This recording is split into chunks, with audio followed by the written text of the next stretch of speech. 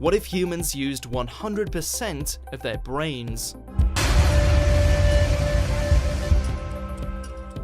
You've probably heard this before, that humans can only access 10% of their brain while the rest of our cognitive capacity goes untapped. It's a much peddled myth with many different origins, but the general idea seems to stem from a mistaken belief that 90% of the cerebral organ consists of glial cells which merely serve to link neurons. However, as neurologists have gradually gained a deeper understanding of the brain's properties, most have debunked this idea as nothing more than a tall tale regurgitated by popular media outings like Lucy and Limitless. In reality, over the course of a day, humans actually can utilize 100% of their brain, but we rarely access all of its capacities simultaneously.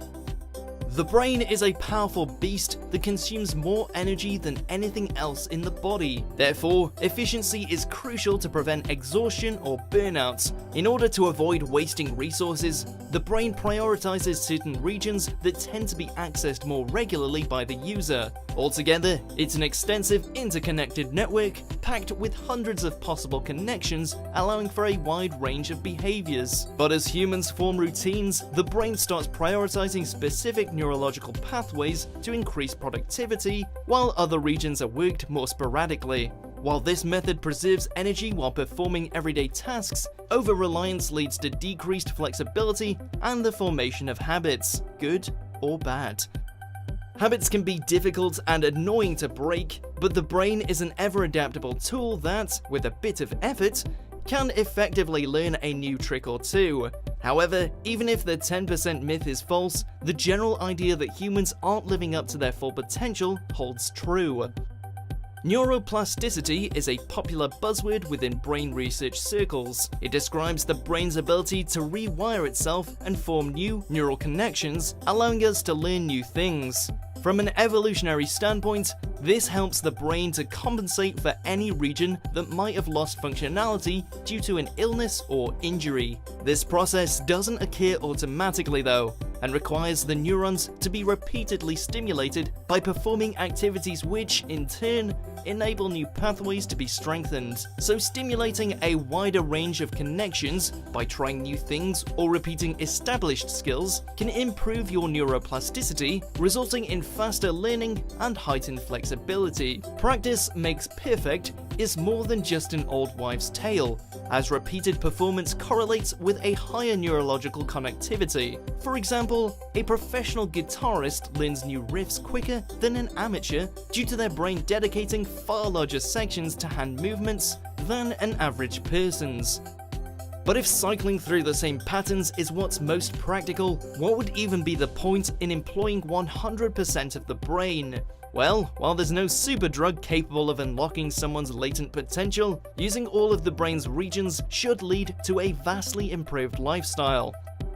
The brain is split into the left and right hemispheres, which exhibit asymmetrical control over the body. While writing, a right-handed student would use the left side of their brain and vice versa. Recent studies show that a person's preferred hand has more to do with their spine than any neurological developments, but body coordination can be enhanced by carrying out exercises that require the brain to switch between hemispheres. That said, the brain's divide accounts for far more differences than simply movement. The right-sided hemisphere is linked with creativity, intuition, and holistic thought, while the left side deals with logic, reasoning, and scientific skill. As a statistician and an artist prioritize their left and right hemispheres respectively, that side of their brain could establish dominance. But even a mathematician's creative hemispheres will never be completely out of commission. People just prefer to use a well-oiled machine over a less reliable alternative, so they tend to stick to what they know.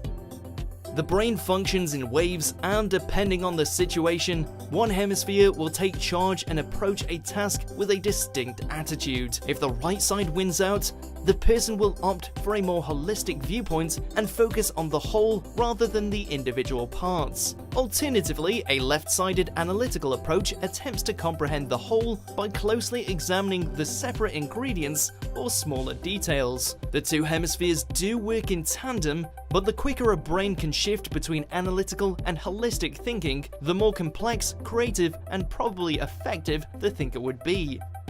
In truth, the last thing anyone should want is for the brain to literally fire 100% of its neurons at the same time, as overstimulation would likely cause a seizure. If you're striving to truly unlock your full cognitive potential, and some experts reckon that brain sync is the name of the game. Most situations involve a logical and emotional element, but humans tend to focus on one above the other. When both hemispheres stand on equal footing, a whole new world of thinking becomes feasible, one that perceives an entire picture without neglecting any specific component. With both halves complementing each other, humans should see an increase in self-awareness and active behavior, allowing for habits to be broken and alternative neural patterns to be forged. In short, it should be easier to learn stuff.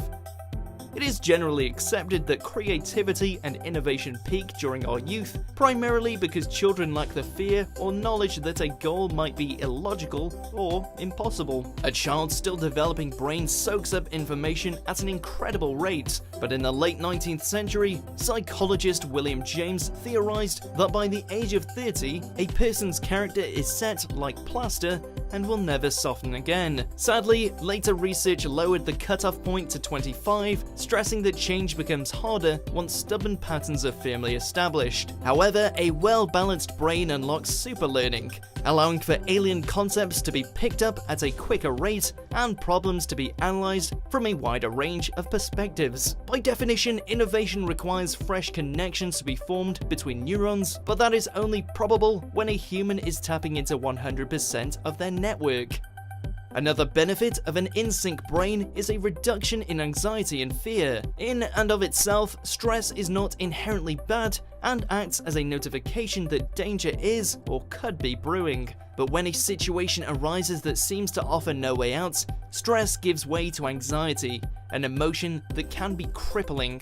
However, heightened awareness due to brain sync would open up more potential avenues that can be mined for solutions, which should reduce fear, which correlates negatively with our understanding of the world around us. Therefore, a person efficiently using 100% of their brain should be calmer and more relaxed.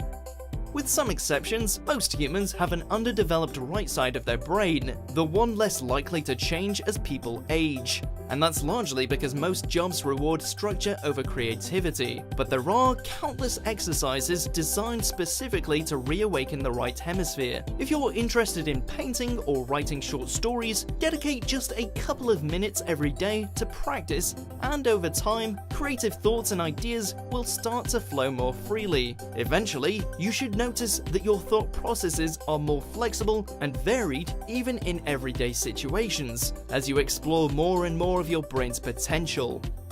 So, although there aren't any special cheat codes or drugs that instantly activate 100% of your brain as per the movies, and the hypothetical benefits would be far less cartoonish than suggested by certain films, we needn't feel as though we're wasting brain power that's irretrievably locked away from us, because a well-balanced brain is very achievable if you're prepared to routinely break away from routine. By regularly mixing up and challenging yourself, you blow the dust out of even the creakiest of cognitive corners, and the rewards of a well-balanced brain are definitely worth the effort.